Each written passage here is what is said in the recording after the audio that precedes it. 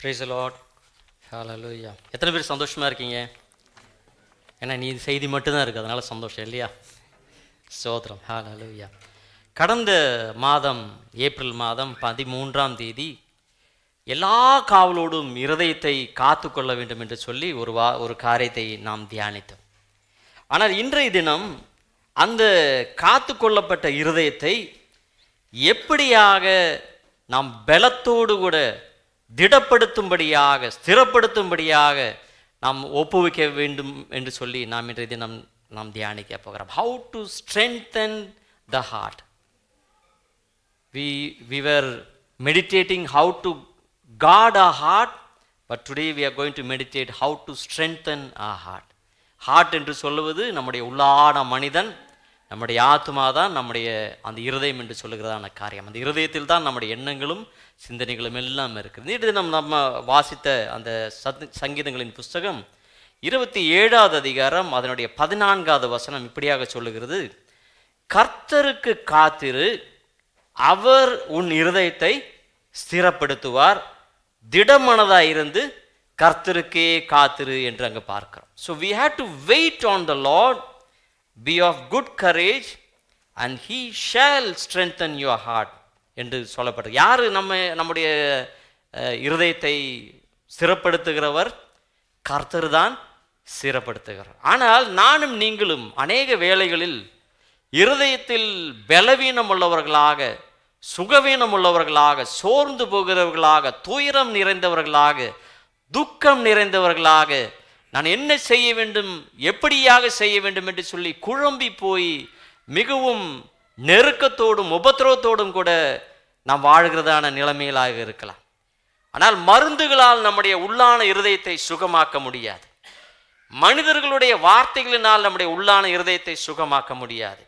ஆனால் தேவனுடைய வார்த்தையினால் நம்முடைய உள்ளத்தை சுகமாக்க கூடும். பிரியமானவர்களே, அவர் வார்த்தையை அனுப்பி சுகப்படுத்துகிற தேவனாய் இருக்கிறார். இப்பொழுதும் கூட இங்கிருந்து புறப்பட்டு வருகிற ஒவ்வொரு தேவனுடைய வார்த்தையும் அவருடைய பரிசுத்த ஆவியானவரின் அபிஷேகத்தோடு கூட கடந்து வரும் பொழுது நீங்கள் விசுவாசத்தோடு கூட நீங்கள் ஏற்றுக்கொள்வீர்கள் என்று சொன்னால் உங்களுடைய உள்ளான காயங்களை அவர் மாற்றுவார். எத்தனை பேர் ஆயத்தமாக இருக்கிறீங்க?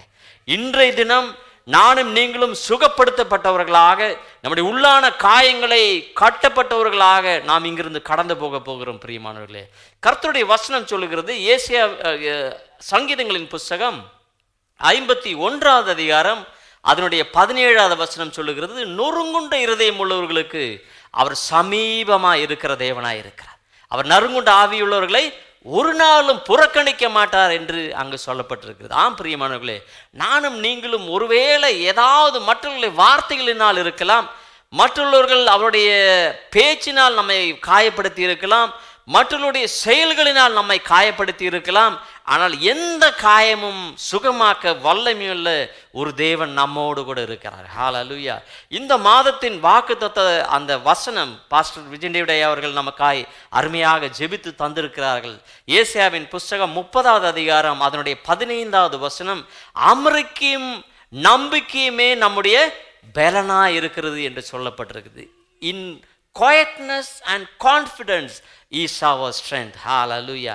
நானும் நீங்களும் காத்திருப்பது என்று சொன்னால் மிகவும் பொறுமையோடு கூட, மிகவும் பொறுமையோடும் நிதானத்தோடும் கூட கர்த்தருடைய சந்நிதியிலாய் காத்திருக்க வேண்டும் என்று அதனுடைய அர்த்தம். நம்முடைய ஆராதனையின் மத்தியிலே சகோதரர் சுரேஷ் அவர்கள் சொன்னார்கள், ஏசாயாவின் புஸ்தகம் 40வது அதிகாரம் 31வது வசனம், கர்த்தருக்கு காத்திருக்கிறவர்களோ கழுகுகளை போல செட்டைகளை அடித்து உயரும்படியான புது வேலனை கர்த்தர் தருவார் என்று அங்கு சொல்லப்பட்டிருக்குது. அப்படி என்றால் நானும் நீங்களும் கர்த்தருக்கென்று காத்து இருப்பது எப்படி என்று நாம் தியானிக்க போகிறோம். யாரெல்லாம் நீங்க காத்திருக்கீங்க? ஹல்லேலூயா. எத்தனை பேர் இங்க ஒரு இடத்துக்கு போக வேண்டும் என்று சொன்னால் வாகனத்துக்காக காத்திருக்கீங்க? சொல்லுங்க பார்க்கலாம். இல்லை, என்னால் காத்திருக்க முடியாது, நான் ஏரோப்ளேன் நம்ம ஃப்ளைட்டில் போகிறேன்னு வச்சுங்களேன், ஊருக்கு போகிறேன்னு வச்சுங்களேன். இப்போ வந்து நம்ம சகோதரன் கிளாஸ்டன் பிரதரும் சிஸ்டரும் போகிறாங்க.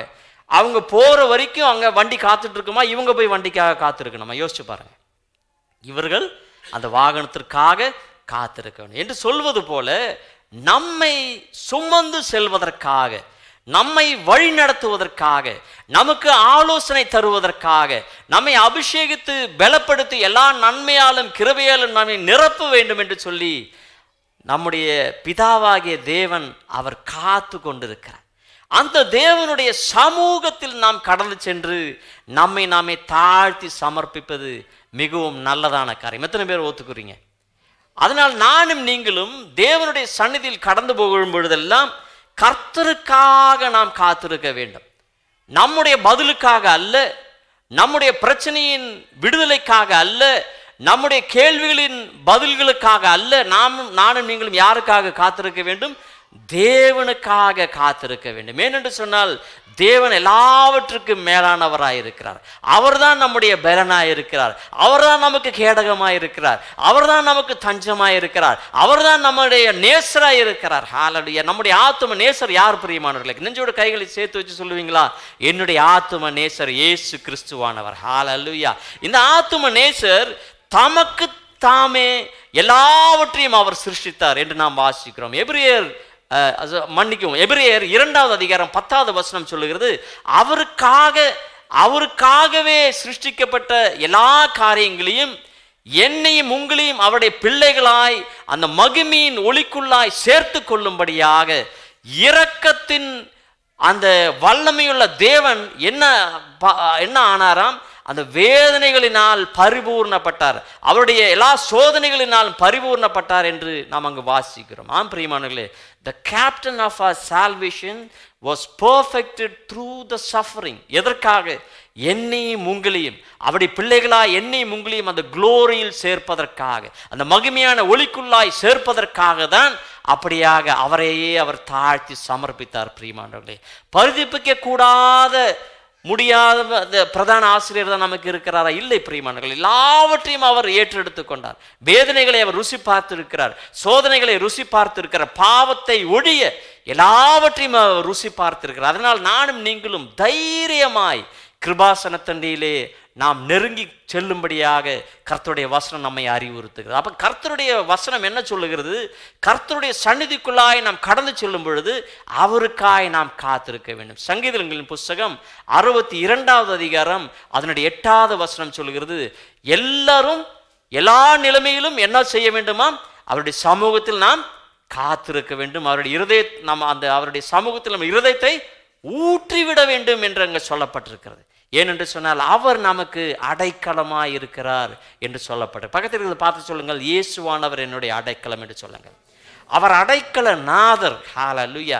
எனக்கும் உங்களுக்கும் அடைக்கலம் தர வேண்டும், எனக்கும் உங்களுக்கும் பாதுகாப்பு தர வேண்டும், எனக்கும் உங்களுக்கும் விடுதலை தர வேண்டும், எனக்கும் உங்களுக்கும் நன்மையும் கிருபையும் அனுகிரகமும் எல்லா விதமான ஆசீர்வாதங்களும் தர வேண்டும் என்று சொல்லிதான் அவர் சகலத்தையும் தமக்கு தாமே ஏற்றெடுத்து கொண்டு நாம் கடந்து போக வேண்டிய பாவத்தின் தண்டனைகள் எல்லாவற்றையும் அவர் சிலுவையில் ஏற்றுக்கொண்டார். ஹல்லேலூயா.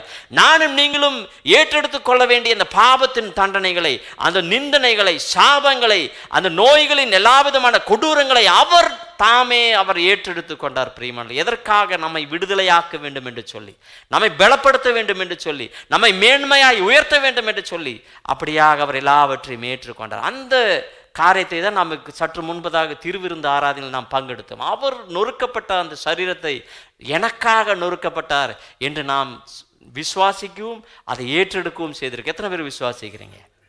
ஹல்லேலூயா. எனக்காக தான், நாம் உங்களுக்காக மட்டுமல்ல, எனக்காகவும், நம்ம எல்லோருக்காகவும், இந்த உலகத்தில் இருக்கிற சகலருக்காகவும் அந்த சிலுவையில் எல்லாவற்றையும் அவர் தீர்த்திருக்கிறார். அதை நாம் மிகவும் நிச்சயமாக நாம் விசுவாசிக்க வேண்டும். ஹல்லேலூயா.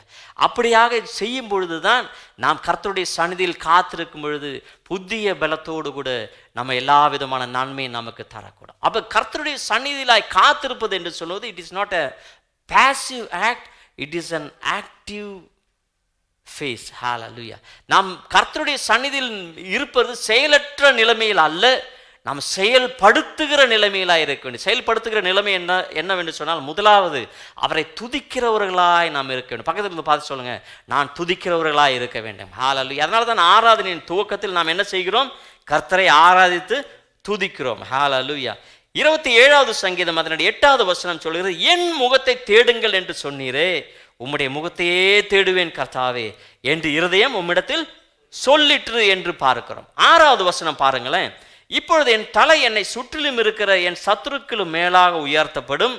அது நிமித்தம் அவருடைய கூடாரத்திலே நான் ஆனந்த பலிகளை இட்டு கர்த்தரை பாடி அவரை கீர்த்தனம் பண்ணுவேன் என்று சொல்லியிருக்கிறது. அப்படி என்றால் நம்முடைய அன்றாட ஆவிக்குரிய வாழ்க்கையில் நாம் பார்க்கும் பொழுது ஜெபிப்பதுண்டு, வேதாகமம் வாசிப்பதுண்டு, பாடுவதுண்டு, துதிப்பதுண்டு. இதில் எது 100% தேவனுக்கு போய் சேருவது என்று பார்க்கும் பொழுது நம்முடைய துதித்தல் தான் கர்த்தரை போய் சேருகிறது பிரியமா. ஏன்னா ஜெபிப்பது என்று சொன்னால் ஒன் வே இது கிடையாது. 2 நாம் பேசுகிறோம், அவர் நம்மோடு கூட பேசுகிறார். நான் சொல்றது புரியுதா? நம்முடைய தேவைகளுக்காக நாம் ஜெபிக்கிறோம், நாம் நம்முடைய ஆத்மாவுக்காக உள்ளான மனிதனை பலப்படுத்தும்படியாக இந்த வார்த்தையை நாம் வாசிக்கிறோம், தியானிக்கிறோம். ஆனால் துதிப்பது என்று சொல்லுவது we are praising him for who he is. Hallelujah. அவர் என்னவாக இருக்கிறார் என்று சொல்லிதான் நாம் அவரை துதிக்கிறோம். Hallelujah. அதனால் நானும் நீங்களும் துதிக்கும் பொழுது, ஆராதிக்கும் பொழுது நம்முடைய தேவைகளை அவரிடத்தில் சொல்லாமல் அதற்கு பதிலாக தேவனே நீர் எனக்கு போதுமானவராயிருக்கிறார். எல்லோரும் சொல்லுங்கள் கைகளை உயர்த்தி வண்ணமாய், தேவனே நீர் எனக்கு போதுமானவராயிருக்கிறீர், நீ எனக்கு நேசராயிருக்கிறீர், என்னை சிருஷ்டித்தவராயிருக்கிறீர், என்னை நோக்கி பார்க்கிறவராயிருக்கிறீர், எல்லா விதங்களிலும் இதுநாள் வரை நடத்தினவராயிருக்கிறீர், எல்லாவற்றையும் சிருஷ்டித்தவராக நீர் ஆண்டவரே, நீர் எல்லாம் அறிந்திருக்கிறீர், அதற்காக உம்மை ஸ்தோத்திரிக்கிறேன் ஆண்டவரே, என்னை நன்காய் கூர்ந்து பார்க்கிறவராயிருக்கிறீர். ஹalleluya. நாம் அவருடைய முகத்திற்கு ஒன்றும் மறைக்கப்படுவதில்லை என்று கர்த்தருடைய வசனம் சொல்லுகிறது. எல்லாம் வெளியரங்கமாயோட முன்பதாக இருக்கிறது என்று கர்த்தருடைய வசனம் சொல்லுகிறது. பிரியமானவர்களே, அவர் எப்பேற்பட்டவர் என்று பார்க்கும் பொழுது அவர் சர்வ வல்லமையுள்ள தேவன். வெறும் வல்லமை அல்ல, சர்வ வல்லமையுள்ள தேவன். he is an almighty god. hallelujah. நம்முடைய பிதாவானவர் எப்படிப்பட்டவர்? அவர் சர்வ வல்லமையுள்ளவர். ஹalleluya. 2 கரங்களை உயர்த்தி சொல்லுவீங்களா? என்னுடைய பிதாவானவர் சர்வ வல்லமையுள்ள தேவன். ஹalleluya. அவர் என்னோடு கூட இருக்கும் பொழுது நான் பயப்படேன். ஹalleluya. யாராவது சொல்லுவீங்களா? என்னுடைய அப்பா ராஜாவா இருக்கும்போது, ராஜாவா இருக்கும்போது நாம் யாருக்காவது கவலைப்பட வேண்டுமா, பயப்பட வேண்டுமா? ஒன்றுமில்லை பிரியமானவர்களே. ஆனால் நாம் ஒன்றை புரிந்து கொள்ள வேண்டும். நாம் யார் என்று புரிந்து கொள்ள, நான் யார் என்று புரிந்து கொள்ள வேண்டும் என்று சொன்னால் நம்முடைய தேவனுடைய அந்த வசனத்திற்குள்ளாக, தேவனுடைய சந்நிதிக்குள்ளாக கடந்து செல்லும் பொழுது மிகவும் தெள்ள தெளிவாக வசனமாகி அந்த கண்ணாடிக்கு முன்பதாக நிற்கும் பொழுது நமக்கு தெரியும் நாம் பாவம் நிறைந்தவர்கள், குற்றம் நிறைந்தவர்கள், கரை உள்ளவர்கள். ஆனால் அவருடைய இரத்தத்தால் கழுவப்படும் பொழுது சகல பாவங்களையும் கழுவி சுத்திகரிக்க வல்லமையுள்ள ரத்தம் என்று கர்த்தருடைய வசனம் சொல்லுகிறது. ஹalleluya. இயேசுவின் ரத்தம் எப்படிப்பட்ட ரத்தம்? சர்வ பாவங்களையும் சகல பாவங்களையும் கழுவி சுத்திகரிக்க வல்லமையுள்ள ரத்தம் என்று அந்த வசனம் சொல்லுகிறது. பிரியமானவர்களே, நானும் நீங்களும் பாவம் செய்து தேவ மகிமையற்றவர்களாக இருக்கிறோம் என்று கர்த்தருடைய வசனம் சொல்கிறது. பாவத்தின் சம்பளம் மரணம், தேவனுடைய கிருபை வரமோ இயேசு கிறிஸ்துவின் மூலமாக உள்ள நித்திய ஜீவன் என்று கர்த்தருடைய வசனம் சொல்லுகிறது. ரோமர் 8:1 சொல்லுகிறது, there is therefore now no condemnation for those who are in Christ Jesus. இயேசு கிறிஸ்துவுக்குள்ளாக நானும் நீங்களும் இருக்கும் பொழுது எனக்கும் உங்களுக்கும் ஆக்கினை தீர்ப்பு இல்லை என்று கர்த்தருடைய வசனம் சொல்லுகிறது. ஹalleluya. இந்த பிசாசானவன் இந்த உலகத்திற்கு கடந்து வரும்பொழுது முதலாவதாக அவன் சொல்லுகிறது என்ன தெரியுமா? அவன் நம்முடைய வாழ்க்கையில் இருக்கிற சமாதானத்தை திருடுவான், சந்தோஷத்தை திருடுவான், நம்முடைய பரிசுத்தத்தை திருட அவன் முயற்சிப்பான். திருடன் திருடவும் கொல்லவும் அழிக்குமே வருகிறான். ஆனால் இயேசுவானவர் சொல்லுகிறார், ஆனால் நானும் உங்களுக்கு ஜீவன் உண்டாகும், அதை பரிபூர்ணப்படவும் வந்தேன் என்று கர்த்தருடைய வசனம் சொல்லுகிறது. ஹalleluya.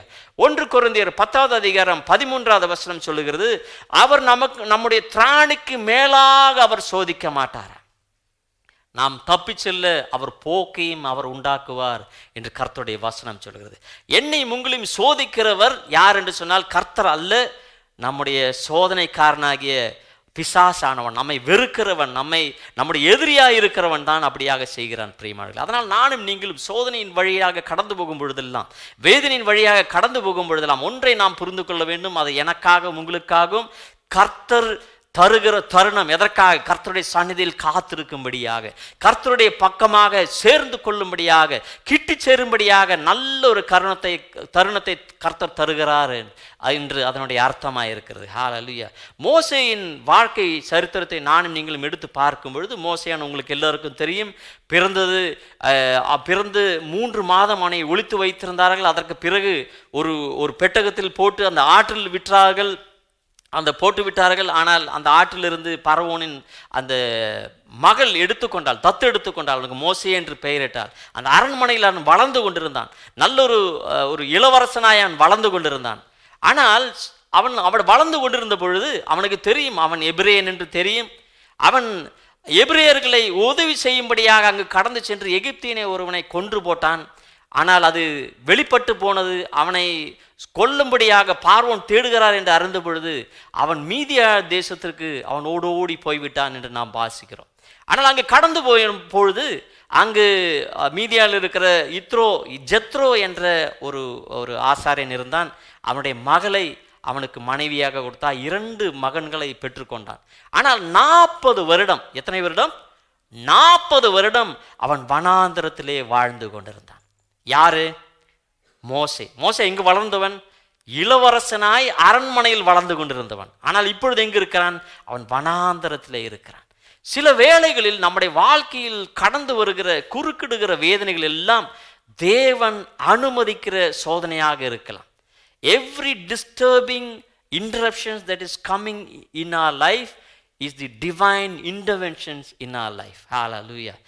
நம்முடைய வாழ்க்கையில் வேதனைப்படுத்துகிற தடங்கல்கள், குறுக்கிடல்கள் வரும்போது நானும் நீங்கள் ஒன்றை புரிந்து கொள்ள வேண்டும், கர்த்தர் என்னோடு கூட இடைப்பட்டு கொண்டிருக்கிறார் என்று நாம் அறிந்து கொள்ள. அந்த நேரத்தில் நாம் என்ன செய்ய வேண்டும்? கர்த்தரோடு கூட கிட்டி சேர வேண்டும். அவனும் அதுபோல 40 வருஷம் கழிந்த பிறகு அந்த முட்புதருக்குள்ளிருந்து தேவனானவர் அவரோடு பேச ஆரம்பித்தார். என்ன பேச ஆரம்பித்தார்?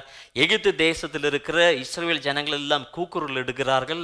அவர்களை அடிமைத்தனத்திலிருந்து விடுவிக்கும்படியாக நீ கடந்து சென்று அவர்களை வழி நடத்த வேண்டும் என்று சொல்லி அனுப்புகிறதாய் பார்க்கிறோம். சற்று யோசித்து பாருங்கள் பிரியமானவர்களே. அவன் இளவரசனாய் இருந்தான், அதிகாரத்தில் இருந்தான். ஆனால் அவனால் ஒன்றும் செய்ய முடியவில்லை. ஆனால் 40 வருடம் அவன் வனாந்தரத்தில் இருந்த பொழுது அவன் பொறுமையோடு கூட தேவனுடைய சந்நிதியில் அவன் காத்து கொண்டிருந்தான். ஏற்ற வேளையில் தேவன் அவனோடு கூட பேசினார். என்ன அவனுக்காக செய்தார் என்று சொன்னால், முதலாவதாக அவன் அரண்மனையில் அநேக ஞானம், அநேக புத்திகள் எல்லாம் இந்த உலக பிரகாரமான சகலத்தையும் அவன் பெற்றுக்கொண்டிருந்தான். அதெல்லாம் அவனுக்கு உதவவில்லை. ஆனால் அந்த வனாந்தரத்தில் இருக்கும் பொழுது, அந்த சோதனையின் வேளையில், அந்த மிகவும் நெருக்கத்தின் வேளையில், அந்த உபத்திரவத்தின் வேளையில் அநேக காரியங்களை அவன் பொறுமையோடு கற்றுக்கொண்டான். என்ன பொறுமையோடு கற்றுக்கொண்டான்? அவன் ஆடுகளை மேய்த்து கொண்டு போய் சற்று யோசித்து பாருங்க. எத்தனை பேர் ஆடுகளை மேய்ச்சிருக்கீங்க? 1 2 3 4. எத்தனை பேர் மட்டன் பிரியாணி சாப்பிட்ருக்கீங்க? ஆபா, எத்தனை பேர் பாருங்க. எவ்வளோ ஈஸி இல்லை? ஆனால் ஆடுகளை மேய்ப்பதுன்ற நீங்கள் மேய்ச்சி பார்த்தா தான் தெரியும். நீங்கள் 10 ஆடு கொண்டு போனீங்க, அது 15 திக்கில் போவோம்.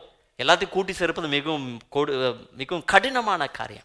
ஆனால் மோசேயானவன் அந்த 40 வருடம் இந்த ஆடுகளை எப்படி எல்லாம் ஒன்று சேர்த்து பத்திரமாய் பாதுகாப்பது, எப்படி விலங்கிலிருந்து பாதுகாக்க வேண்டும், எப்படி அது குழியில் விழாதபடி பாதுகாக்க வேண்டும், எல்லாவற்றையும் ஒன்று சேர்த்து வீட்டுக்கு கொண்டு போய் சேர்க்க வேண்டும் என்று சொல்லலாம் எல்லாம் அவன் கற்றுக்கொண்டான். ஏன் தெரியுமா? நானும் நீங்களும் வேதனையோடு கூட, பிரயாசத்தோடு கூட, உபத்திரவங்களிலும் சோதனைகளிலும் கடந்து போகும் பொழுது கர்த்தர் 1 2 காரியங்களை நமக்காய் அவர் கற்றுத்தருகிறார். 1, தாழ்மையை கற்றுத்தருகிறார். ஹல்லேலூயா. மிகவும் கோபம் நிறைந்த மோசே, ஆனால் வனாந்தரத்திலிருந்து கடந்து அதெல்லாம் முடித்து விட்டு அவன் இஸ்ரவேல் ஜனங்களை நடத்தும் பொழுது மிகவும் சாந்த குணமானவனாக இருந்தான் என்று நான் பார்க்கிறேன். He was the meekest என்று அங்கு சொல்லப்பட்டது. இவன் மிகவும் சாந்த குணமுள்ளவனாக இருந்தான் என்று பார்க்கிறோம். 2வது, கர்த்தர் தான் எனக்கு போதுமானவர் என்று சொல்லி அவர் மேலேயே அவன் நம்பிக்கை வைக்கும்படியாக அந்த வனாந்திரத்தின் நிலைமை அவனை படிப்பித்தது. 3வதாக, இஸ்ரவேல் ஜனங்களை அந்த எகிப்திலிருந்து புறப்பட பண்ணி அவன் அந்த வனாந்திரங்களிலே நடத்தினது எத்தனை வருஷம் பிரியமானவர்களே? 40 வருஷம். எத்தனை வருஷம் இவர் வனாந்திரத்தில் இருந்தார்? 40 வருஷம். இவன் எத்தனை வருஷம் நடத்தினாப்புல? 40 வருஷம். அப்படி என்றால் நீங்கள் கடந்து போகிற ஒவ்வொரு நாளிலும் நீங்கள் படிக்கக்கூடிய சகல காரியங்களையும் உங்களை கொண்டு மற்றவர்களுக்கு உதவும்படியாக கர்த்தரை உங்களை உபயோகிப்பார் பிரியமானவர்களே. கண்களை மூடிய வண்ணமாய் கரங்களை உயர்த்தி சொல்லுங்கள், ஆண்டவரே எங்களை ஒவ்வொரு நாளும் நீர் நடத்தும் போது நீங்கள் எங்களை பயிற்றுவிக்கிற ஒவ்வொரு காரியங்களும் ஞானமாய் ஆண்டவரை நான் பெற்றுக்கொள்ள என்னை சமர்ப்பிக்கிறேன். ஆண்டவரே ஆண்டவரே வேதனை என்று நான் அறிகிறேன், ஆனால் வேதனையின் வழியாக நீர் எப்படியாக என்னை நடத்துகிறீர், சோதனையின் வேலையில் எப்படியாக என்னை நடத்துகிறீர், பிரயாசத்தின் வேலையில் என்னை எப்படியாக நடத்துகிறீர், எல்லா விதமான போராட்டத்தின் வேலையில் எப்படியாக என்னை நடத்துகிறீர் என்று நான் அறிந்து உணர்ந்து ருசி பார்க்கும் பொழுது அநேகரை அதுபோல வழி நடத்த என்னால் கூடும் என்று நான் அறிகிறேன். ஆண்டவரே ஆண்டவரே அபிஷேகத்தோடு கூட என்னை ஆண்டவரே பயிற்சி தருவதற்காய் ஸ்தோத்திரம். உம்முடைய கிருபையோடு எனக்கு பயிற்சி தருவதற்காய் ஸ்தோத்திரம். உம்முடைய ஞானத்தோடு எனக்கு பயிற்சி தருவதற்காய் ஸ்தோத்திரம். உம்முடைய எல்லா விதமான அனுக்கிரகங்களும் எனக்கு தந்து பயிற்சி தருவதற்காய் நான் நன்றியோடு உம்மை ஸ்தோத்திரிக்கிறேன் ஆண்டவரே என்று நானும் நீங்களும் என்னையும் உங்களையும் சமர்ப்பிக்கும் பொழுது, நாம் பிரயாசத்தின் வேளையில் கடந்து போகும் பொழுது நாம் புலம்புவர்களாய் அல்ல, அதிலிருந்து கற்றுக்கொள்ளுவர்களாய் நாம் மாறுவோம். நான் சொல்றது நான் புரியுதா உங்களுக்கு? தலைவலி வந்தவனுக்கு தான் தலைவலி பற்றி பேசும்போது அவனுக்கு புரியும் என்று உங்களுக்கு புரியுதா நான் சொல்றது என்று சொல்வது போல, நானும் நீங்களும் கடந்து போகிற வேதனைகளின் மத்தியில் கர்த்தர் ஏதோ உத்தேசத்தோடு தான் உங்களை கடந்து போக பண்ணுகிறார். பண பிரச்சனையோடு கூட இருக்கீங்களா? பண பிரச்சனை உள்ளவர்களிடத்தில் எப்படியாக அதை கையாளுவது, எப்படியாக மேற்கொள்ளுவது என்று சொல்லி கர்த்தர் உங்களுக்கு சொல்லி தந்து கொண்டு இருக்கிறார். ஹல்லேலூயா. எனக்கு உங்களுக்கு எதற்காக பலன் வேண்டும் சற்று யோசித்து பாருங்க. why we need strength? எதற்காக நமக்கு பலம் வேணும் சொல்லுங்க? இப்படி சும்மா இருக்கிறதுக்கா? சொல்லுங்க, எதற்காக பலன்? என்னுடைய காலுக்கு பலன் கொடுத்திருக்காரு ஆண்டவர், எதற்காக? நடக்கிறதுக்காக, ஓடுறதுக்காக, நிற்கிறதுக்காக இல்லைங்களா? அப்ப பலன் என்று சொன்னால் ஏதோ ஒரு காரியத்தை மேற்கொள்ளும்படியாக, ஏதோ ஒரு காரியத்தை வென்று முன்னேறுவதற்காக நமக்கு பலத்தை தருகிறார். நான் சொல்றது புரியுதா? நம்முடைய இருதயத்தை நாம் எதற்காக சிறப்படுத்த வேண்டும், பலப்படுத்த வேண்டும் என்று சொன்னால், சத்ருவின் நோட்டம் எல்லாம் என்ன? இவனுடைய இருதயத்தை எப்படியாவது புண்படுத்த வேண்டும், இவனுடைய இருதயத்தை எப்படியாவது களங்கப்படுத்த வேண்டும், இவனுடைய இருதயத்தை எப்படியாவது நோகடிக்க வேண்டும் என்று சொல்லி அவன் பார்த்து கொண்டிருக்கிறான். அவன் தீயம்போடு கூட அவன் காத்து கொண்டிருக்கிறான். ஆனால் அந்த இருதயத்தை நானும் நீங்களும் எப்படியாக காத்துக்கொள்ள முடியும் என்று பார்க்கும் பொழுது, கர்த்தருடைய வசனத்தால் நாம் நிறைத்து கொள்ளும் பொழுது அந்த இருதயத்தை காத்து கொள்ளக்கூடும். சொல்லுங்க, எல்லாரும் சொல்லுங்க. கர்த்தருடைய வசனத்தால் என்னுடைய இருதயத்தை நிரப்பும் பொழுது அந்த இருதயத்தை நான் காத்து கொள்ளக்கூடும். கர்த்தருடைய வசனத்தால் நிரப்பும் பொழுது என்ன நடக்கிறது? கர்த்தருடைய விசுவாசத்தால் நாம் நிறையப்படுகிறோம், கர்த்தருடைய அன்பினால் நாம் நிறையப்படுகிறோம், கர்த்தருடைய கிருபையினால் நாம் நிறையப்படுகிறோம், கர்த்தருடைய அபிஷேகத்தின் நிறைவினால் அந்த உள்ள வார்த்தையை நாம் பெற்றுக்கொள்ளும் பொழுது அவருடைய ஜீவனை நாம் பெற்றுக்கொள்கிறோம் பிரியமானவர்களே. ஹல்லேலூயா. யோவானின் சுவிசேஷம் அதனுடைய 8வது அதிகாரம் 32வது வசனம் சொல்லுகிறது, சத்தியத்தை நீங்கள் அறிவீர்கள், சத்தியம் உங்களை விடுதலையாக்கும் என்று சொல்லப்படுகிறது. அந்த சத்தியம் என்ன? கர்த்தருடைய வசனம் தான் சத்தியம் பிரியமானவர்களே. ஹல்லேலூயா. சத்தியமான காரியம் என்ன? இந்த தேவன் ஒரு நாளும் உங்களை வெறுக்கிற தேவன் அல்ல, ஆனால் உங்களை நேசிக்கிற தேவன். இந்த தேவன் உங்களிடத்திலிருந்து ஒரு பலியையும் எதிர்பார்ப்பது கிடையாது, ஸ்தோத்திர பலியை தவிர. எல்லா பலியும் அந்த சிலுவையில் அவர் ஏற்றெடுத்து கொண்டார். எனக்காகவும் உங்களுக்காகவும் சகலத்தையும் தியாகத்தோடு கூட செய்து முடித்தாயிற்று பிரியமானவர்களே. அதனால் இயேசுவானவர் சொன்னார், எல்லாம் முடிந்தது என்று சொல்லி அவருடைய ஜீவனை விட்டார் என்று நாம் அங்கு வாசிக்கிறோம். ஆம் பிரியமானவர்களே, நானும் நீங்களும் எப்பொழுதும் இந்த சத்தியத்தை நாம் நேசிக்கிறவர்களாக, சத்தியத்தால் நம்முடைய இருதயத்தை நிரப்பவர்களாக நாம் இருக்கும் பொழுது கர்த்தர் நம்மை ஆசீர்வதிப்பார். அதே அதிகாரம் யோவான் 8வது அதிகாரம் 36வது வசனம் சொல்லுகிறது, ஆகையால் குமாரன் உங்களை விடுதலையாக்கினால் மெய்யாகவே நீங்கள் விடுதலையாவீர்கள். Hallelujah. If the son sets you free, you are free indeed என்று கர்த்தருடைய வசனம் சொல்லுகிறது. ஆம் பிரியமானவர்களே, என்னையும் உங்களையும் விடுதலையாக்குவது கர்த்தருடைய வசனமும் கர்த்தர் மட்டும்தான் நம்மை விடுதலையாக்க முடியும். Hallelujah. நம்முடைய சொந்த பலத்தினால் முடியாது, நம்முடைய சொந்த பிரயாசத்தினால் முடியாது. இவன் என்ன, அந்த மோசையானவர் என்னமோ அவருடைய ஞானத்தினால் செய்ய பார்த்தார், அதிகாரத்தினால் செய்ய பார்த்தார், ஒன்றும் செய்ய முடியல. ஆனால் வனாந்தரத்தில் வழியாக போன பொழுது அவருக்கு புரிந்தது, தாழ்மையினால் மட்டும்தான் எதாவது நான் பெற்றுக்கொள்ள முடியும், அவருடைய நான் நம்பும் பொழுதுதான் ஏதாவது நான் பெற்றுக்கொள்ள முடியும் என்று சொல்லி அவன் எல்லாவற்றையும் அவன் அறிந்து கொண்டான், புரிந்து கொண்டான், புதிதாய் காரியங்களை படித்தான். அவன் அந்த அரண்மனையில் இருக்கிற யூனிவர்சிட்டியில் படித்ததை விட ப்ராக்டிக்கலாக படித்தது எங்கன்னு பார்த்தா அந்த வனாந்தரத்தில் தான் படித்தான். ஹல்லேலூயா. நானும் நீங்களும் கூட பிரயாசத்தின் வேளையில் கடந்து போகும் பொழுது கர்த்தர் நமக்கு பல காரியங்களை கற்று தந்து கொண்டிருக்கிறார் பிரியமானவர்களே. அதனால் தேவனண்டை நாம் முற்றிலுமாய் சமர்ப்பித்து, தேவனே என்னோடு கூட பேசும் என்று சொல்ல வேண்டும்.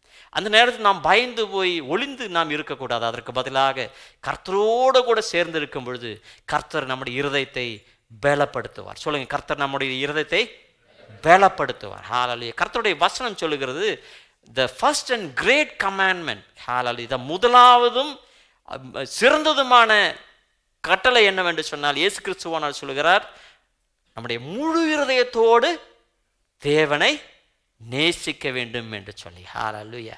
நம்முடைய முழு இருதயத்தோடு கூட தேவனை நாம் நேசிப்பது எப்படி என்று சொன்னால், கர்த்தர் மேலானவர், சிறந்தவர், சர்வ வல்லவர், என்னை சிருஷ்டித்தவர், அவரை கூடாமல் எனக்கு தனிமையில் ஒன்றும் செய்ய முடியாது என்று சொல்லி சம்பூர்ணமாய் நாம் சமர்ப்பித்ததுதான் அவரை நாம் முழுமையாக முழு மனதாய் இருதயத்தோடு கூட நேசிப்பது என்று சொல்லுகிற காரியம். ஹல்லேலூயா.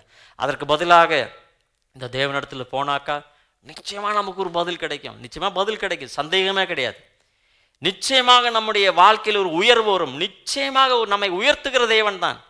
ஆனால் நாம் உயர்வுக்காகவோ அவர் தருகிற நன்மைகளுக்காகவோ அல்ல நாம் அவரிடத்தில் கடந்து செல்ல வேண்டியது. அதற்கு பதிலாக அவர்தான் என்னுடைய பலன், அவர்தான் என்னுடைய அனுக்கிரகம், அவர்தான் என்னுடைய சந்தோஷம், அவர்தான் என்னுடைய சமாதானம், நீர் ஒருவர் எனக்கு போதும் என்று சொல்லி அவரையே நாம் சார்ந்திருக்கும் பொழுது மற்ற எல்லாவற்றையும் கர்த்தர் நமக்கு கூட்டி தருவார் பிரியமானவர்களே. அதனால் நாம் கர்த்தரண்டை கடந்து வரும் பொழுது, தேவனே என்னுடைய இருதயத்தை பலப்படுத்தும் என்று சொல்வதை காட்டிலும், தேவனே நீர் எனக்கு பலனாயிருக்கிறீர், உன்னுடைய பலனாகிய உம்முடைய நாமத்தை மகிமைப்படுத்துகிற விதமாக உம்மை நான் நம்புகிறேன் ஆண்டவரே, உண்மையை நான் நேசிக்கிறேன் ஆண்டவரே, உம்முடைய வசனத்தை நான் முழுமையாக நான் ஏற்றுக்கொண்டு மனமகிழ்ச்சியாக இருப்பேன் ஆண்டவரே என்று சொல்லி நாம் ஒப்புவிக்கும் பொழுது கர்த்தர் நம்மை ஆசீர்வதிப்பார். சங்கீதங்களின் புஸ்தகம் 119 அதிகாரம் அதனுடைய 3 இடங்களில் கர்த்தருடைய வேதத்தில் நாம் மனமகிழ்ச்சியாக இருக்கிறது பற்றி சொல்லப்பட்டிருக்கிறது. உம்முடைய வேதமே என்னுடைய மனமகிழ்ச்சி என்று சொல்லி 77வது வசனமும் 174வது வசனமும் சொல்லுகிறது. உம்முடைய வேதமே என்னுடைய மனமகிழ்ச்சி என்று சொல்லி 143வது வசனம் சொல்லுகிறது, உம்முடைய கற்பனைகளே என்னுடைய மன மகிழ்ச்சி என்று சொல்லப்பட்டிருக்கு. எத்தனை பேர் மன மகிழ்ச்சியோடு கூட இந்த வசனத்தை வாசிக்கலாம்? சொல்லு, கைகளை காமிங்களேன். எத்தனை பேர் தூங்குறீங்கன்னு இப்போ கண்டுபிடிச்சிடலாம். அப்போ இது வாசிக்கிறதுனால நம்முடைய உள்ளான மனிதன் பலப்படுகிறான். இந்த வாசிக்கிறதுனால என்னுடைய உள்ளான மனிதன் புதிய ஜீவன் அடைகிறான். இதை வாசிப்பதனால எனக்கு ஒரு புதிய ஒரு உத்வேகம் வருகிறது, ஒரு புதிய ஒரு உணர்வு வருகிறது, ஒரு புதிய ஒரு அபிஷேகம் என்னில் நிரம்புகிறது. எந்த பிரச்சனைகளை மேற்கொள்ள என்னால் கூடும் என்று சொல்லி அந்த விசுவாசத்தை கர்த்தர் நமக்கு தருகிறார். 37வது சங்கீதம் அதனுடைய 4வது வசனம், கர்த்தரிடத்தில் மன மகிழ்ச்சியாயிரு, அவர் உன் இருதயத்தின் வேண்டுதல்களை உனக்கு அருள் செய்வார். எத்தனை ஒரு நல்ல வசனம் பார்த்தீங்களா? அப்ப கர்த்தரிடத்தில் நாம் மன மகிழ்ச்சியாய் இருக்கும் பொழுது அவர் நம்முடைய இருதயத்தின் எல்லா விதமான வேண்டுதல்களையும் அவர் செய்வாராம். Hallelujah. When we delight in him, he will fulfill every desires of our heart. Hallelujah. நம்முடைய இருதயத்தில் இருக்கிற எல்லா விதமான ஆசைகளையும் எல்லா விதமான விருப்பங்களையும் நிறைவேற்ற கர்த்தர் வல்லவராயிருக்கிறார். எப்பொழுது? கர்த்தர் தான் என்னுடைய மன மகிழ்ச்சி என்று சொல்லும் பொழுது. ஹல்லேலூயா. நான் சொல்றது புரியுதுங்களா? கர்த்தர் தான் என்னுடைய மன மகிழ்ச்சி, அவர் தான் என்னுடைய சர்வமாய் இருக்கிறார், அவர் தான் எனக்கு போதுமானவராய் இருக்கிறார், அவர் தான் என்னுடைய தகப்பனாய் இருக்கிறார், அவர் தான் என்னுடைய சுவாசமாய் இருக்கிறார். அவர் இல்லாமல் நான் இல்லை, அவர் இருப்பதால் தான் நான் ஜீவனோடு இருக்கிறேன், அவர் இருப்பதனால் தான் இவ்வளவாக நான் உயர்ந்தவனாய் சிறந்தவனாய் கிருபை நிறைந்தவனாய் இருக்கிறேன் என்று சொல்லி அவருடைய நாமத்தை நாம் உயர்த்தும் பொழுது, அவரில் நாம் மனமகிழ்ச்சி கொள்ளும் பொழுது நம்முடைய இருதயத்தின் எல்லா வேண்டுதல்களையும் அவர் நிறைவாய் தருவார். அப்ப முதலாவது நாம் அவரை துதிக்கிறவர்களாய் இருக்க வேண்டும். இரண்டாவது அவரிடத்தில் நாம் ஜெபிக்கிறவர்களாய் இருக்க வேண்டும். துதிக்கும் பொழுது நம்முடைய இருதயம் பலனடையும்.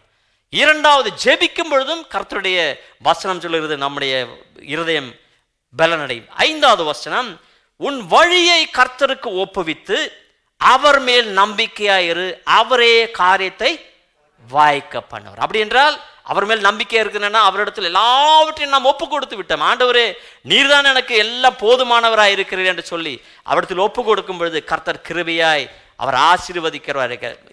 பிலிப்பியருக்கு எழுதின நிருபம் அதனுடைய 4வது அதிகாரம் 6-7 வசனங்களை வாசிப்போம். நீங்கள் ஒன்றுக்கும் கவலைப்படாமல் எல்லாவற்றையும் குறித்து, எல்லாரும் சொல்லுங்க,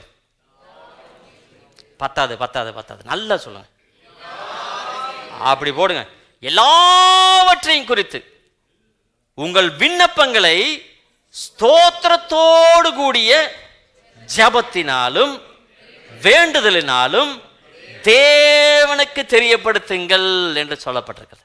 புரியுதுங்களா? அப்போ நாம் ஏதாவது பிரச்சனை நாம் ஓடோடி பிரதருக்கு கூப்பிடுறோம், சிஸ்டருக்கு கூப்பிடுறோம், அம்மா கூப்பிடுறோம், அப்பாவை கூப்பிடுறோம், தாத்தா பாட்டி அப்படின்னு எல்லாரையும் கூப்பிடுறோம், பாஸ்டர்ஸையும் கூப்பிடுறோம். அது ஜெப உதவிக்காக கூப்பிடுறதுனா தப்பெல்லாம் ஒன்றும் சொல்லலை. ஆனால் முதலாவது நம்ம என்ன பண்ணணும்? தேவனுக்கு நாம் தெரியப்படுத்தணும். நானும் நீங்களும் நம்ம என்ன சொல்கிறது, பிதாவாகிய தேவனுக்கு பேர குழந்தைங்க கிடையாது. அது தெரியுமா உங்களுக்கு? என்ன சிரிக்கிறீங்க? உண்மைதான், நம்ம எல்லாரும் பிள்ளைங்க தான். இந்த அம்மா துண்டும் புள்ள தான், இதுவும் புள்ள தான், இதுக்கு மேலே இருக்கிறதும் புள்ள தான். அதனால் பிள்ளைகளாகிய நானும் நீங்களும் கர்த்தராகிய அந்த பிதாவாகிய தேவனடை நாம் கடந்து போகும் பொழுது தைரியமாய் நாம் கடந்து போகலாம்.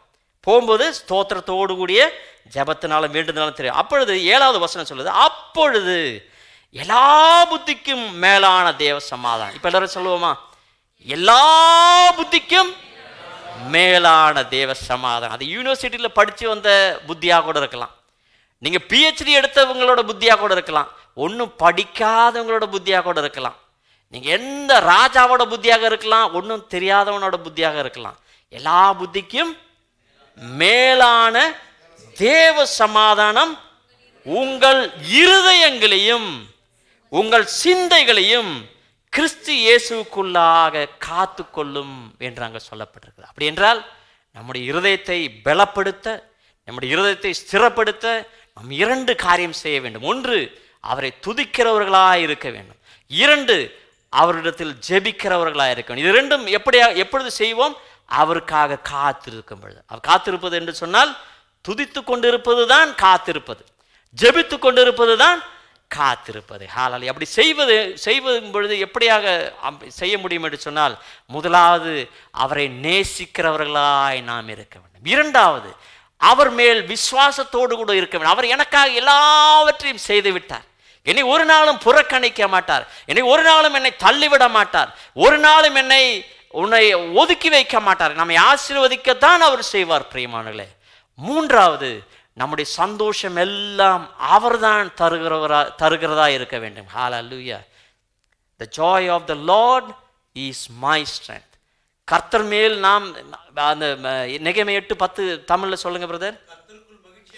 கர்த்தருக்குள் மகிழ்ச்சியாக இருப்பதே நம்முடைய பலன். கர்த்தர் தருவதனால் என்னுடைய பலன் என்றல்ல, கர்த்தர் தருவதனால் என்னுடைய சந்தோஷம் என்றல்ல, கர்த்தர் தருவதனால் எனக்கு சமாதானம் என்றல்ல, கர்த்தருக்குள் தான் எனக்கு சந்தோஷம், கர்த்தருக்குள் தான் எனக்கு சமாதானம், கர்த்தருக்குள் தான் என்னுடைய பலன். ஹalleluya. நம்ம எல்லோரும் சேர்ந்து கர்த்தருடைய சந்நிதியில் எழுந்து நிற்போம். பிரியமானவர்களே, ஹalleluya. இந்த இயேசு கிறிஸ்துவானவர் இந்த கெத்செமனே தோட்டத்தில் மிகுந்த வியாகுலத்தோடு கூட பிதாவாகிய தேவனண்டை அவர் ஜெபிக்கிறார். பிதாவே, முடிந்தால் இந்த வேதனையின் பான பாத்திரத்தை என்னிலிருந்து அகற்றி போடும் என்று ஜெபிக்கிறார். ஆனாலும் என்னுடைய ஆசை அல்ல, என்னுடைய சித்தம் அல்ல, உம்முடைய சித்தம் நிறைவேற்றும் என்று சொல்லி அவர் தன்னைத்தாமே அவர் சமர்ப்பிக்கிறார். நமக்கு எல்லாருக்கும் தெரியும், அதை தொடர்ந்து அவர் சிலுவையில் அறையப்படும்படியாக தம்மைத்தானே ஒப்பு கொடுக்கிறார். சிலுவையில் அறையப்பட்டாயிற்று. அவருக்கு 2 ஆப்பர்ச்சுனிட்டி, 2 காரியங்கள் செய்திருக்கலாம். 1, பிதாவை நான் எல்லாவற்றையும் செய்து முடித்து விட்டேன் என்று சொல்லி கண்ணை மூடி பேசாமல் இருந்து விட்டுருக்கலாம், எனக்கு பொறுப்பெல்லாம் முடிஞ்சிச்சுன்னு சொல்லி பேசாமல் இல்லை. அந்த இடத்திலும் வேதனையின் உச்சக்கட்டத்திலும் பிரயாசத்தின் உச்சக்கட்டத்திலும் அவரை வேதனைப்படுத்திய அந்த துரோகிகளுக்காக, வேதனைப்படுத்திய மற்ற மனிதர்களுக்காக பிதாவினிடத்தில் அவர் திறப்பின் வாசலில் நிற்கும்படியாக அவர் ஜெபிக்கிறார். தேவனே, இவர்களை மன்னியும் என்று சொல்லி, இவர்கள் செய்வது இன்னதென்று அறியாது இருக்கிறபடியினால் இவர்களை மன்னியும் என்று சொல்லி அவர் மன்னிக்கும்படியாக ஜெபிக்கிறதாய் பார்க்கலாம். அவர் தாயாருக்காக அந்த யோவான் அந்த சீஷனண்டை அந்த தாயாரை ஒப்படைக்கிறார். அந்த சீஷனுக்காக தாயார், நீங்கள் 2 பேரும் நீங்கள் பார்த்து கொள்ளுங்கள், நீங்கள் நீங்கள் நீங்கள் தாயும் மகனுமாய் இருக்க வேண்டும் என்று சொல்லி அவர்களை ஒப்புருவாக்கும்படியாக அவர் பிரயாசப்படுகிறார். சற்று யோசித்து பாருங்கள் பிரியமானவர்களே, நானும் நீங்களும் வேதனையிலும் பிரயாசத்திலும் நெருக்கத்திலும் சோதனையிலும் இருக்கும் பொழுது நாம் ஒன்றை புரிந்து கொள்ள வேண்டும். கர்த்தர் நமக்கு ஏதோ சொல்லி தந்து கொண்டிருக்கிறார். அவர் நம்முடைய வாழ்க்கையில் அதை அனுமதிக்கிறதின் காரணம் என்னவென்று சொன்னால், அதிலிருந்து அநேக காரியங்களை நாம் கற்றுக்கொள்ளலாம். அநேகருக்கு நாம் உதவும்படியாக அந்த கற்றுக்கொள்ளுகிறதான எல்லா விதமான எக்ஸ்பீரியன்ஸை உபயோகப்படுத்துமான கிருபையை நமக்கு தருவார். இரண்டாவது, ஒரு தாழ்மை உள்ளவரை தான் அவர் உயர்த்துகிற தேவனாய் இருக்கிறார். மேன்மைக்கு முன்னானது தாழ்மை என்று சொல்லப்பட்டிருக்கிறது. அழிவுக்கு முன்னானது அகந்தை என்று சொல்லப்பட்டிருக்கிறது. அகந்தை உள்ளவர்கள் ஒரு நாளும் ஜெபிக்க மாட்டார்கள். எனக்கு எல்லாம் இருக்குது, நான் எதுக்கு ஜெபிக்கணும், எனக்கு நல்ல திறமை இருக்குது, நல்ல சம்பளம் இருக்குது, எனக்கு அவங்கள தெரியும், எனக்கு இவங்கள தெரியும் என்று சொல்லி அகந்தையோடு கூட அகங்காரத்தோடு கூட நடக்கிறவர்கள் ஜெபிக்க மாட்டார்கள். ஆனால் நானும் நீங்களும் அப்படி இருக்கக்கூடாது பிரியமானவர்களே. நானும் நீங்களும், தேவனே நீர் எங்களுக்கு வேண்டும் ஆண்டவரே, நாங்கள் மிகவும் தாழ்மை உள்ளவர்கள் ஆண்டவரே, ஆண்டவரே எல்லா விதத்திலும் நாங்கள் குறைவுள்ளவர்கள் ஆண்டவரே என்று சொல்லி நம்மை தாழ்த்தும் பொழுது ஏற்ற வேளையில் கர்த்தர் நம்மை உயர்த்துகிறவராய் இருக்கிறார். ஹல்லேலூயா. எல்லோரும் கரங்களை உயர்த்திய வண்ணமாய், எனக்கா ஜீவன் விட்டவரே, என்னோடிருக்க எழுந்தவரே, எனக்கா ஜீவன் விட்டவரே, என்னோடிருக்க எழுந்தவரே, என்னை என்றும் வழி நடத்துவாரே, என்னை சந்திக்க வந்திடுவாரே, என்னை என்றும் வழி நடத்துவாரே, என்னை சந்திக்க வந்திடுவாரே.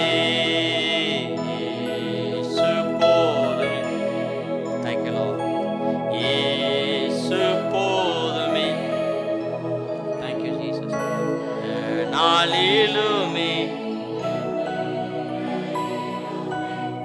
எந்த வாழ்வினிலே இயேசு போதுமே, மனிதர் என்னை கைவிட்டாலும் மாமிசமழுகி நாரிட்டாலும், மனிதர் என்னை மாமிசமழுகி ஐஸ்வர்யம் யாவும் அழிந்திட்டாலும், ஆகாதவன் என்று தள்ளிவிட்டாலும், ஐஸ்வர்யம் யாவும் அழிந்திட்டாலும், ஆகாதவன் என்று தள்ளிவிட்டாலும், இயேசு போதுமே போதுமே, இயேசு போதுமே போதுமே, இந்த நாளிலுமே என் நிலையிலுமே எந்த வாழ்வினிலே இயேசு போதுமே. சங்கீதங்களின் புஸ்தகம் 18வது அதிகாரம் 3வது வசனம், என் பெலனாகிய கர்த்தாவே உம்மில் அன்பு கூறுவேன். எல்லோரும் வாய்களை திறந்த வண்ணமாய் சற்று நேரம் கர்த்தர் என்னவாய் உங்களுடைய வாழ்க்கையில் இருக்கிறார், என்னவாக நீங்கள் விசுவாசித்துக் கொண்டிருக்கிறீர்கள், கர்த்தர் உங்களுக்காக என்ன செய்திருக்கிறார், அதற்காக எல்லாவற்றுக்காகவும் ஒரு சில நிமிடம் நாம் நன்றி செலுத்தும்படியாக வாய்களை திறந்து நன்றி செலுத்துவோம். எல்லோரும் நன்றி செலுத்துங்கள் பிரியமானவர்களே. நமக்கு ஆயுசை தந்திருக்கிறார், நமக்கு ஜீவனை தந்திருக்கிறார், நமக்கு ஆரோக்கியத்தை தந்திருக்கிறார். எல்லாவற்றுக்கும் மேலாக நம் பாவிகளாய் இருக்கும் பொழுதே எனக்காக உங்களுக்காகவும் ரத்தம் சிந்தி நமக்கு ரட்சிப்பை அவர் ஈவாய் தந்திருக்கிறார், அவர் தானமாய் தந்திருக்கிறார். அவருடைய எல்லா விதமான பாசத்தையும் நேசத்தையும் நம்மேல் பொழிந்தருளி இருக்கிறார். அவர் மனதுருக்கத்தின் நேசராய் இருக்கிறார். அவர் இரக்கத்தில் ஐஸ்வர்யம் உள்ளவராய் இருக்கிறார். ஹல்லேலூயா. அவரால் கூடாத ஒரு காரியம் இல்லை பிரியமானவர்களே. ஒருவேளை போராட்டத்தோடு கூட இருக்கிறீர்களா, வேதனையோடு கூட இருக்கிறீர்களா, உங்களுக்கு உதவி செய்யும்படியாக கர்த்தர் அவர் மிகவும் சமீபமாய் இருக்கிறார். ஹல்லேலூயா. ஏசாயாவின் புத்தகம் 41:10 சொல்லுகிறது, நான் உங்களுக்கு உதவும்படியாக நான் உங்களோடு கூட இருக்கிறேன், உன்னை பலப்படுத்துவேன், என்னுடைய வலது கரத்தால் உங்களை தாங்கி நடத்துவேன் என்று கர்த்தர் சொல்லுகிறார். ஒரு நாள் நீங்கள் தனிமையில் அல்ல பிரியமானவர்களே, கர்த்தர் உங்களோடு கூட இருக்கிறார். ஒருவேளை தாயின் தகப்பனும் உங்களை மறந்தாலும் உங்களை மறக்காத தேவன் ஒருவர் இருக்கிறார். ஒருவேளை தாயின் தகப்பனும் உங்களை வெறுத்து ஒதுக்கினாலும் உங்களை சேர்த்து கொள்ளுகிற தேவனாய் அவர் நம் மத்தியில் இப்போ உலாவிக் கொண்டிருக்கிறார். கண்களை மூடிக்கொள்ளுங்கள், கரங்களை உயர்த்திக் கொள்ளுங்கள். உங்களுடைய இடங்களில் எந்த இடங்களில் பிரயாசத்தோடு கூட இருக்கிறீர்கள், ஒருவேளை பொருளாதாரத்தில் பிரச்சனையோடு இருக்கிறீர்களா, சரீரத்தில் வேதனையோடு கூட இருக்கிறீர்களா, குடும்பத்தில் சமாதானம் சந்தோஷம் இல்லை என்று சோர்ந்து போய் இருக்கிறீர்களா, உங்களுடைய பிள்ளைகளை குறித்து நீங்கள் வேதனையோடு கூட இருக்கிறீர்களா, உங்களுடைய எதிர்காலத்தை குறித்து ஒரு கேள்விக்குறியோடு கூட நீங்கள் நின்று கொண்டிருக்கிறீர்களா, நானும் நீங்களும் பார்க்க வேண்டியது கர்த்தரை மட்டும்தான். ஹல்லேலூயா. குமாரன் என்னை உங்களை விடுதலையாக்கினால் அது மெய்யான விடுதலை. ஹல்லேலூயா. இந்த உலகத்தார்கள் எல்லோரும் அந்த விடுதலையை காண்பார்கள், நீங்களும் காண்பீர்கள், நாமளும் உணர்ந்துபடியாக அந்த விடுதலை நாம் பெற்றுக்கொள்வோம். பிரியமானவர்களே, எங்கள் அன்பின் பரம தகப்பனே, நாங்கள் ஒரு மனதாய் உம்மை துதிக்கிறோம் ஆண்டவரே. நீர் போதுமானவராய் இருக்கிறீர் ஆண்டவரே. எங்களை நேசிக்கும்படியாக ஆண்டவரே, இந்த பரலோகத்தில் இருக்கிற சகல மகிமையும் விட்டுவிட்டு இந்த உலகத்தில் இறங்கி வந்ததின் நோக்கம் எங்களை சிறந்தவர்களாய் மாற்ற வேண்டும் என்று சொல்லி, எங்களை பரிசுத்தர்களாய் மாற்ற வேண்டும் என்று சொல்லி, உடைய ரத்தத்தால் எங்களை கழுவி சுத்திகரித்து உடைய பிள்ளைகளாய் மாற்ற வேண்டும் என்று சொல்லி எங்களை அப்படியாக ஆண்டவரை மாற்றி இருக்கிறேன். உடைய அபிஷேகத்திற்காய் நன்றி செலுத்துகிறோம். உடைய ஜீவனுள்ள வசனங்களுக்காய் நன்றி செலுத்துகிறோம். உடைய வாக்குத்தத்தங்களுக்காக நாங்கள் நன்றி செலுத்துகிறோம். வாழ்க்கையில் இது நாள் வரை செய்த சகல நன்மைகளுக்காக நாங்கள் நன்றி செலுத்துகிறோம் ஆண்டவரே. உடைய ஆணி தழும்புள்ள கரங்கள் எங்களுடைய வாழ்க்கையில் ஒவ்வொருடைய வாழ்க்கையின் மேல் ஆண்டவரே நீ இது நாள் வரை செயல்படுத்தினதற்காய் ஸ்தோத்திரம் ஆண்டவரே. நாங்கள் ஜெபிக்கிற இந்த வேளையில் ஆண்டவரே, உடைய ஆணி தழும்புள்ள கரங்கள் ஒவ்வொருடைய சிரசின் மேல் நீர் வைப்பதற்காய் ஸ்தோத்திரம். உச்சன் தலை முதல் உள்ளங்கால் வரை ஒரு புதிய பலனை, ஒரு புதிய கிருபை நிறைந்த சௌக்கியத்தை, ஒரு புதிய கிருபை நிறைந்த ஆரோக்கியத்தை பலத்த நீர் கட்டளையிடுவதற்காய் நாங்கள் நன்றியோடு உம்மை ஸ்தோத்திரிக்கிறோம் ஆண்டவரே. இந்த வேளையிலும் ஆண்டவரே சகோதரி பிலோமினாவுடைய தாயாருக்காய் நாங்கள் ஜெபிக்கிறோம், சபையாய் ஒருங்கிணைந்து ஜெபிக்கிறோம் ஆண்டவரே. அந்த மகள் ஊரில் ஆண்டவரே அந்த அறுவை சிகிச்சைக்கு என்று காத்திருக்கிறதை அறிந்திருக்கிறீர் ஆண்டவரே. உம்முடைய கரத்தை நீட்டி அந்த மகளை தொடுவதற்காய் ஸ்தோத்திரம். சுகபலத்தோடு கூட ஆரோக்கியத்தோடு கூட ஆண்டவரே கர்த்தர் என்னுடைய வாழ்க்கையில் பெரிய காரியங்களை செய்தார் என்று சொல்லி சாட்சியாய் நிலைநிற்க அந்த தாயாரை நீர் பலப்படுத்துவதற்காய் சுகப்படுத்துவதற்காய் நாங்கள் நன்றியோடு உம்மை ஸ்தோத்திரிக்கிறோம் ஆண்டவரே. ஆண்டவரே, உம்மால் கூடாத ஒரு காரியம் இல்லை என்று நாங்கள் அறிகிறோம் ஆண்டவரே. எங்களுடைய வாழ்க்கைக்கு எல்லா குறைவுகளையும் உம்முடைய பாதபடியிலாய் நாங்கள் சமர்ப்பிக்கிறோம் ஆண்டவரே. சமாதானத்தில் குறைவை நீர் மாற்றித்தாரும், சந்தோஷத்தின் குறைவை நீர் மாற்றித்தாரும், பொருளாதாரத்தின் குறைவை நீர் மாற்றித்தாரும் ஆண்டவரே.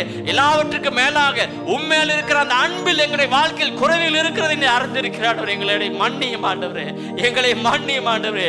உண்மையில் இருக்கிற விசுவாசத்தில் குறைவை நீர் காண்கிறீர் ஆண்டவரே. உம்முடைய விசுவாசத்தால் எங்களை நிரப்ப ஆண்டவரே. விசுவாசத்தை நாயகர் நீர் ஆண்டவரே.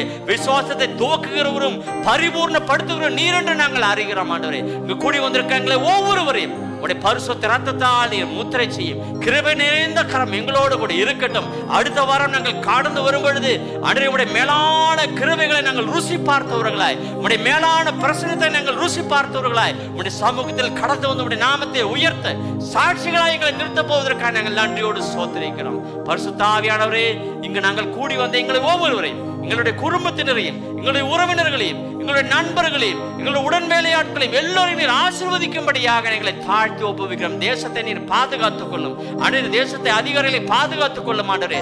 என்றவரே இந்த ஹோலி ட்ரினிட்டி காம்பவுண்டை நீர் பாதுகாத்துக் கொள்ளும். சேப்பலையும் அவர்களையும் நீர் ஆசீர்வதிப்பதற்காய் ஸ்தோத்திரிக்கிறோம் ஆண்டவரே. எங்கள் சபையில் இருக்க எல்லா பாஸ்டர்ஸுக்காக நாங்கள் நன்றி செலுத்துகிறோம் ஆண்டவரே. பாஸ்டர் தில்குமார் அவர்களுக்காக நாங்கள் நன்றி செலுத்துகிறோம். குடும்பமாய் ஆசீர்வதியும். எங்களுக்கு தந்திருக்க நல்ல தலைமை போகிற பாஸ்டர் விஜயண்டே அவர்களுக்காக நான் நன்றி செலுத்துகிறேன். குடும்பமாய் அவர்களை ஆசீர்வதியும் ஆண்டவரே. ஜான் மாஸ்டர்ஸ் பாஸ்டர் அவர்களை ஆசீர்வதியும். குடும்பமாய் சபையாய் அவர்களை ஆசீர்வதியும். ஜெயக்குமார் பாஸ்டர் அவர்களை நாங்கள் ஆசீர்வதிக்கிறோம் ஆண்டவரே. சபையாய் அவர்களையும் ஆசீர்வதியும். எந்த ஆண்டவரே இந்த சபையில் இருக்கிற ஒவ்வொரு பாஸ்டர்ஸையும் விசேஷித்த விதமாய் அபிஷேகத்தோடு நீர் உபயோகித்துக் கொள்ள போவதற்காக நாங்கள் நன்றியோடு உம்மை ஸ்தோத்திரிக்கிறோம். இங்கு வந்திருக்கிற ஒவ்வொரு குடும்பங்களையும் இயேசுவின் ரத்தத்தால் முத்திரை செய்து நாங்கள் ஆசீர்வதித்து ஜெபிக்கிறோம் ஆண்டவரே. அப்படி கிருபை நிறைந்த கரம் எங்களோடு கூட தொடர்ந்து இருக்கும்படியாக நாங்கள் ஜெபிக்கிறோம். சகல கனமும் மகிமையும் உமக்கே செலுத்துகிறோம். இயேசுவின் நாமத்தினால் செபிக்கிறோம் எங்கள் நல்ல பிதாவே. ஆமென், ஆமென், ஆமென், ஆமென், ஆமென். நம் பிதாவாகிய தேவன் அன்பும் ஆண்டவராகிய இயேசு கிறிஸ்துவின் கிருபையும் பரிசுத்தாவியானோடைய அந்யோன்ய ஐக்கியம் வழி நடத்தும் சமாதானம் நம் அனைவரோடு கூட இருந்து இயேசு கிறிஸ்து வரும் வரைக்கும் நம்மை காப்பதாக. ஆமேன், ஆமேன், ஆமேன்.